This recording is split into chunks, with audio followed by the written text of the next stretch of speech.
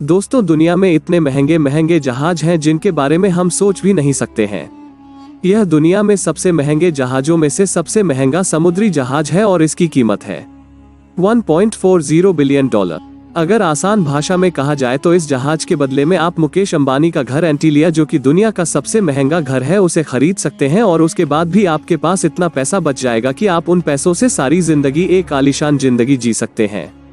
दोस्तों, समुद्र में ऐसे और भी कई बड़े बड़े जहाज हैं जहां पर अगर चाहे तो पूरा का पूरा शहर बस सकता है।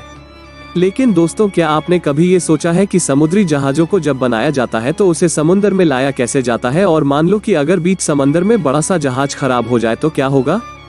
आज की इस वीडियो में आपको इन सभी सवालों के जवाब मिल जाएंगे।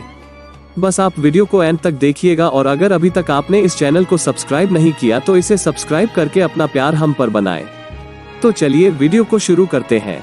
दोस्तों, इन जहाजों को देखकर आपके मन में भी सवाल जरूर आता होगा कि आखिर इतने बड़े बड़े जहाजों को बनाया कैसे जाता होगा। दरअसल इन जहाजों को बनाने में करीब 3 साल का समय लग जाता है। अब सबसे बड़ा सवाल यही है कि इन्हें बनाया कहाँ जाता होगा। अब इतने बड़े शिप को अगर समुद्र से दूर बनाया जाए तो इसे समुद्र तक ट्रांसपोर्ट करने में करोड़ों रुपए खर्च हो जाएंगे, और इसीलिए ऐसे जहाजों को समुद्र के पास ही बनाया जाता है।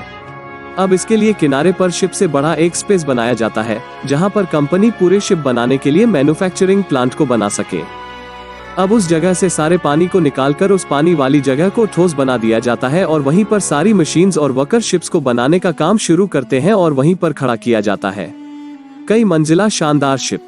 दोस्तों, जहाज में हमेशा धातु का प्रोपेलर लगाया जाता है और हमेशा प्रोपेलेंट की गिनती 1 से ज्यादा ही होती है, क्योंकि जितनी तेज प्रोपेलर घूमेंगे जहाज उतनी ही तेजी से चलेगा। और सिर्फ तांबे की धातु इसलिए यूज किया जाता है कि वो धातु कभी खारे पानी में जंग नहीं पकड़ता। दोस्तों, अब जहाज बनकर तैयार हो गया, लेकिन सवाल ये आता है कि इतने बड़े शिप को पानी में कैसे उतारा जाता है। वैसे शिप लॉन्चिंग के समय अगर जरा सी भी गलती हुई तो करोड़ों रुपए का नुकसान हो जाता है। जहाजों को पानी में उतारने के लिए वैसे 4 टेक्निक्स का इस्तेमाल किया जाता है, जिनमें से सबसे पहली है फ्लोटिंग डाउट टाइप लॉन्चिंग। दोस्तों, फ्लोटिंग डाउट लॉन्चिंग में जिस जगह को समुद्र किनारे जहाज बनाने के लिए खाली किया गया था उसे दोबारा पानी से भर दिया जाता है और उसे समुद्र के पानी से मिलाकर जहाज को धीरे धीरे पानी में लाया जाता है। अब नंबर 2 पर है ग्रेविटेशनल टाइप। इस तरह की लॉन्चिंग में जहाज को समुद्र किनारे लाकर क्रेन की पटरी जैसे स्ट्रक्चर पर सेट किया जाता है, और सबसे पहले स्ट्रक्चर पर ऑयलिंग और ग्रीसिंग करी जाती है ताकि घर्षण को कम किया जा सके और जहाज आसानी से पानी में चला जाए। अब इसे ग्रेविटेशनल इसलिए कहा जाता है कि जब जहाज को स्ट्रक्चर पर रखा जाता है तो उसके बाद का काम ग्रेविटी खुद करती है।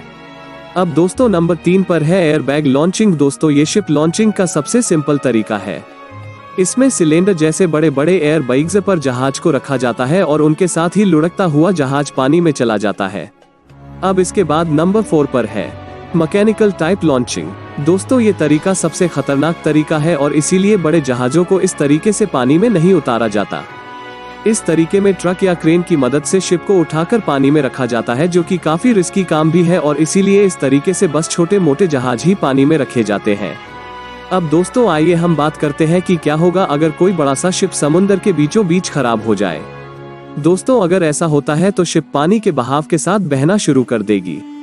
वैसे तो आजकल शिप में हमेशा 2 इंजन होते हैं, जिससे अगर एक इंजन काम करना बंद कर दे तो दूसरा टेम्परेरी इंजन काम में आ जाता है, और मान लो कि अगर दोनों ही इंजन खराब हो जाए तो फिर शिप में हमेशा एक इंजीनियर होता है और उसके पास हमेशा एक्स्ट्रा पार्ट्स होते हैं जिन्हें वो इमरजेंसी के समय इस्तेमाल करके ठीक कर सकता है।